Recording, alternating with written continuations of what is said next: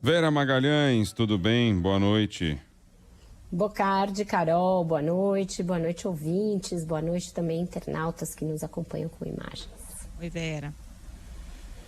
Vera Magalhães, bom, com o avanço aí de muitas frentes de investigação, o STF vai rever entendimentos sobre foro para manter ações de Bolsonaro, como é que vai ser isso? Foi interessante, Bocardi, porque ontem, na primeira edição do Viva a Voz, o Sardenberg me questionou a esse respeito, né? Sobre a rapidez ou não das ações contra o Bolsonaro. E eu falei que ia haver uma discussão grande sobre manter ou não o foro do Bolsonaro no Supremo Tribunal Federal, pelo fato de que ele já deixou de ser presidente e o entendimento mais recente, consagrado do Supremo, a nova jurisprudência, é de que quem perde o foro tem as suas ações revertidas para a primeira instância, que seria uma estratégia inteligente por parte da defesa dele, começar a pedir a volta de tudo para a primeira instância. E aí isso provavelmente vai começar a ser discutido a partir do momento em que os inquéritos dele virarem denúncias e eventualmente ele se tornar réu. O que está em discussão, né? E o Estadão fez até uma grande reportagem sobre isso hoje, então é um assunto que realmente está candente. O Supremo pode rever esse entendimento de que a pessoa, se perder o foro, passa a ser julgada pela primeira instância, a depender da posição, né, de ser um ex-presidente, por exemplo, e a depender da gravidade dos crimes. Nesse caso do Bolsonaro, a tese que está prevalecendo internamente no Supremo, que deverá ser objeto de discussão no plenário da Corte, se crimes contra o Estado Democrático de Direito têm sempre de ser julgados pelo Supremo. E isso manteria lá algumas das principais ações e investigações contra o Bolsonaro, aquela da Polícia Federal, Polícia Rodoviária Federal nas vésperas da eleição, a questão dos atos antidemocráticos, todo o inquérito das fake news e coisas correlatas. Mas não garantiria, por exemplo, a permanência do inquérito das joias no Supremo, porque esse é um crime comum, embora seja um crime contra o patrimônio, então teria de ver se, nesse caso, seria mantido o foro. Eu acho que essa é uma discussão que vai continuar, ela vai ganhar corpo, ela deverá ser submetida ao plenário, não sei se por uma questão de ordem de algum próprio ministro, se por alguma ação da defesa do Bolsonaro que ingresse ali, questionando o fato de estar tudo lá no Supremo, mas o fato é que, por enquanto, tem prevalecido a tese de que os casos são conexos, de que todos esses casos têm provas e personagens imbricados entre eles, que por isso eles precisam continuar sob relatoria do ministro Alexandre de Moraes, no caso dos inquéritos, e, portanto, atrelados ao Supremo Tribunal Federal. Ô, Vera, hoje a defesa do Bolsonaro deu um cavalo de pau em relação às joias, né? Porque no primeiro momento ele disse que não sabia nem que joia era essa, que nunca tinha visto. Aí depois disse que as joias estavam preservadas, que ia entregar tudo para o TCU. Aí a gente ficou sabendo que o relógio foi inclusive vendido, depois recomprado nos Estados Unidos. E agora a tese da defesa é de que as joias são do Bolsonaro e inclusive pediram a devolução das joias ao TCU. Essa tese cola? Pois é, na sexta-feira o advogado do Bolsonaro já tinha vindo com essa história de que era lícito ele ter ficado com os presentes porque eles eram mesmo personalíssimos e que uma lei lá dos anos 90 continuava em vigor e, portanto, ela se sobreporia ao entendimento do Tribunal de Contas da União, que é de 2016, de que esses presentes são de chefes de Estado. Qual que era o problema com essa tese, né? E a gente até falou disso aqui, eu escrevi a respeito no Globo. É que, se ele mesmo quis devolver, então, se ele achava que era lícito o Bolsonaro ficar, porque todo esse rolê para recomprar relógio, para devolver, então a coisa estava incongruente dentro da própria tese jurídica a única que ele tem para defender uma bizarrice como essa. Então, essa novela e essa cena de pedir as joias de volta é para ficar coerente com a própria tese. Portanto, mostrar que o Bolsonaro tinha sim o direito de estar com as joias e até mesmo de vendê-las. Vera, depoimento do Mauro Cid foi sem novidades. O que pode sair da visita do advogado dele, Alexandre de Moraes, nessa tarde, hein? Pois é, foi sem novidades. Na Câmara Legislativa do DF Ele repetiu a sua estratégia de permanecer em silêncio, já que ele tem um habeas corpus que lhe dá esse direito, e respondeu só a idade dele e fez um preâmbulo no qual tem uma tese ali jurídica envolvida, que é aquela segundo a qual o cargo que ele ocupava era um cargo de indicação exclusiva das Forças Armadas e que, portanto, ele estava ali sob responsabilidade das Forças Armadas. E ele foi fardado de novo. E isso também aponta para uma contradição, Bocardi, porque a estratégia dos militares é justamente dissociar os seus fardados da instituição Exército, instituição Forças Armadas. E ao fazer isso, o Cid vai na direção absolutamente contrária. Ele quer se colar às Forças Armadas na esperança de ter algum beneplácito, de ter algum benefício, de ter alguma condescendência por parte da polícia, por parte da justiça. Então ele, que vem sendo muito defendido pelos militares nos bastidores e tudo, agora está se colocando ali contrariamente à tese que é a tese que os militares vêm defendendo. Então, eu não sei se neste exato momento ele vai ser jogado ao mar, porque ele já é tóxico o bastante para ainda querer trazer toda a instituição junto com ele para o bojo dessas investigações. Então, é uma estratégia arriscada essa dele. Assim como é arriscado esse vai e vem do advogado dele, de uma hora dizer que ele pode sim falar coisas, depois dizer que ele não disse, e etc. Ele está querendo negociar alguma coisa, não fica evidente o que ele quer negociar.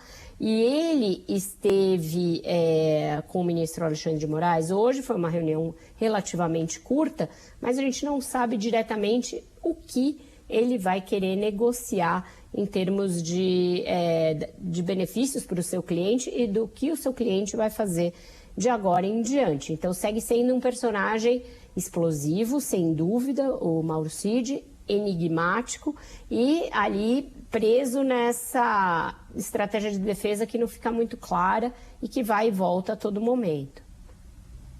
Ô Vera, para encerrar esse capítulo aí, Bolsonaro, a tese da defesa de que as joias eram do Bolsonaro, hoje teve a operação da Polícia Civil do Distrito Federal contra o Jair Renan, o filho 04, e com indícios de que ele podia entrar lá, enfim, pegar o presente que quisesse, sabe-se lá o que o Jair Renan pegou desses presentes que o Bolsonaro considerava que eram dele, né? Potencial de mais desgaste aí para o ex-presidente? O Bolsonaro sempre tentou tratar esse filho de uma forma um pouco diferente dos demais, né, Carol? Ele não tinha com ele tanto envolvimento político, não se esforçou para colocá-lo na política, não tem um convívio familiar tão grande, e mesmo quando surgiram os primeiros sinais de envolvimento entre o Jair Renan e esse coach que é investigado junto com ele nessa operação da Polícia Civil do DF, Bolsonaro não botou a mão no fogo por ele, falou que não sabia, o que poderia aparecer, etc. Então, eu acho que o ex-presidente vai tentar ficar longe disso, não se misturar com essa investigação, até porque ele já está suficientemente encrencado nas demais. Mas, surpreendentemente, o Flávio Bolsonaro, não é que se pode dizer que ele tenha saído em defesa do Jair Renan, mas mostrou essa certa Diz que ele não tem onde cair morto, né? Imagina. Uma certa indiferença que eles têm em relação a esse irmão. Dizer, esse aí não tem onde cair morto. O que também é muito engraçado, né? Porque a mãe dele, ex-mulher do Bolsonaro, que foi chefe de gabinete do Bolsonaro e do próprio Flávio, e que foi uma das operadoras do esquema de rachadinha, e isso fica muito evidente no livro da Juliana Dalpiva. Cheio de parente empregado lá, né? Ela comprou uma casa de 3 milhões há 2 anos. Movimentou, segundo o COAF, 9 milhões de reais em um ano na sua conta, quando ela ganhava 9 mil reais como assessora parlamentar lá na própria Câmara Legislativa do DF. Então, esse não ter onde cair morto, qualquer um gostaria de estar nessa mesma situação, né? Perrengue chique esse, porque, né? O pessoal movimenta bastante comparado com o salário, né? Hoje a gente viu isso na CPI, falamos disso mais cedo aqui. O sargento também aí que o COAF encontrou movimentação de 3 milhões para quem tem salário de 13 mil. E aí sempre entra uma compra de carro, um consórcio, alguma coisa dessa. Foi empréstimo para a família. O inexplicável. O problema é que é empréstimo para a família, não da família. O problema é que se ele emprestou para a família pagou, é porque ele teve em algum momento para emprestar também, né? Exato, é isso. Ô Vera, com relação aí a substituto de Rosa Weber no STF, e também o presidente Lula também tem que indicar ministro para o STJ, né? Já tem aí a lista tríplice e tem mais lá uma vaga. Como é que ele vai fazer essa composição ou essa compensação? Pois é, Bocardo, eu acho que está entrando por uma seara meio delicada essa daí, e que pode queimar o Lula junto ao movimento feminista. Por quê? Porque está tudo sendo construído para ele indicar um homem para o lugar da ministra Rosa Weber, e aí tem 2 favoritos aí que devem ser finalistas para essa vaga, que são o presidente do Tribunal de Contas da União, Bruno Dantas, e o atual advogado-geral da União, o Jorge Messias. E aí, para explicar o fato de nomear um homem para o lugar de uma das 2 únicas mulheres e, com isso, reduzir a representação feminina na mais alta corte do país, o Lula vai querer usar o STJ como uma espécie de prêmio de compensação ali, prêmio de consolação. Não indiquei para o STF, mas indiquei para o STJ. E aí todos nós sabemos que politicamente, institucionalmente, não dá para comparar a importância do STJ com a do STF. Basta perguntar para qualquer um dos nossos ouvintes, para nós mesmos, os nomes de 3 ministros do STJ. Todo mundo vai ter dificuldade. E ao passo que, se a gente perguntar a escalação dos 11 do Supremo, se escala como a seleção brasileira. Todo mundo sabe na ponta da língua. Então, não é viável querer passar esse gato por lebre aí. E também fica um discurso muito ruim, do tipo assim, mulher para mulher STJ tá bom, entendeu? O Supremo você deixa para a liga ali dos profissionais. Eu acho que pode ficar pior a emenda que o soneto se ele enveredar para explicar a coisa nesses termos, como a gente tem ouvido muito nos bastidores. O que eu ouço? Esquece, não vai uma mulher para o lugar da ministra Rosa. Isso aí até a Janja já estaria conformada e se preparando para também entabular um discurso de que nenhuma mulher construiu esse caminho, mas que haverá outras vagas no futuro, e aí sim se construir uma candidatura feminina. Isso é o que eu tenho ouvido dessa ala do PT mais ligada aos movimentos femininos, que não vai criticar em público o fato do Lula não designar uma mulher. E aí essa história, para o STJ ele vai encher de mulher. Já tem mais ministras no STJ do que no STF, pelo simples fato de que também o STJ tem muito mais cadeiras do que o STF. Só agora vão ser preenchidas 3, então deverá ir, de fato, uma mulher, que é a Daniela Teixeira, de 51 anos, de Brasília, que tem boas relações e que é a única mulher na lista, então ela já está praticamente garantida. E as outras 2 vagas deverão ser ocupadas por desembargadores, e aí tem uma disputa de padrinhos entre o ministro Toffoli, o ministro Camilo Santana, da Educação, o presidente do Senado, Rodrigo Pacheco, também tem um apadrinhado nessa final. Então, essa disputa segue, mas o fato deverá haver uma mulher indicada para o STJ, o que não atenua o fato dele reduzir a representação feminina no Supremo. O mandato da ministra Rosa vai chegando ao fim. Hoje voltaram a discutir a proposta de descriminalização das drogas. O ministro Gilmar, que é o relator, voltou atrás no seu voto para votar a favor de que se descriminalize apenas a maconha e não todas as drogas. E aí o ministro André Mendonça pediu vista, e a Rosa se mostrou bastante contrariada, porque ela quer votar, ela tinha dito que quer votar nesses temas polêmicos. Não é a primeira vez que um ministro indicado por Bolsonaro pede vista num desses processos que ela queria votar. O outro foi o do Marcos Temporal das Terras Indígenas, e ela já pediu que ela quer dar o voto dela, então que devolva para a pauta. E aí é isso, já está sendo julgado isso desde 2015, já foi interrompido várias vezes, vai ser interrompido novamente, E aí a ministra Rosa seguiu o relator, então já tem uma maioria para descriminalizar, mas os bolsonaristas estão tentando ganhar tempo segurando a questão na expectativa de que o Congresso faça alguma coisa a respeito antes do Supremo julgar. Ô Vera, deixa eu aproveitar esse gancho dessa votação sobre a descriminalização. Eu acho que o voto do ministro Zanin nessa matéria e na outra que ele votou anteriormente em relação à transfobia também aumenta um pouco essa pressão sobre o presidente Lula em relação à próxima indicação para o Supremo, né? O Zanin está nos trending tópicos aqui no X, o antigo Twitter. Muita gente do campo progressista questionando porque ele votou contra a descriminalização do porte de drogas e ele já tinha recentemente votado contra também a equiparação da transfobia à injúria racial.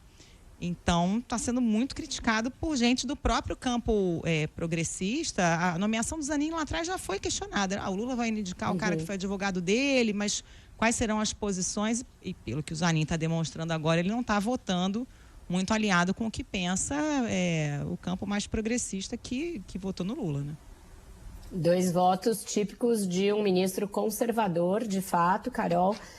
E isso não estava no radar nas críticas a ele, as críticas eram por essa outra razão que você muito bem lembrou, e isso também coloca ali uma lupa sobre essa nova escolha, em qual sentido, né? Um dos principais postulantes e que tem grande chance de ser indicado, que é o AGU, o Jorge Messias, o trunfo que ele tem usado é ter um ótimo trânsito com as igrejas evangélicas.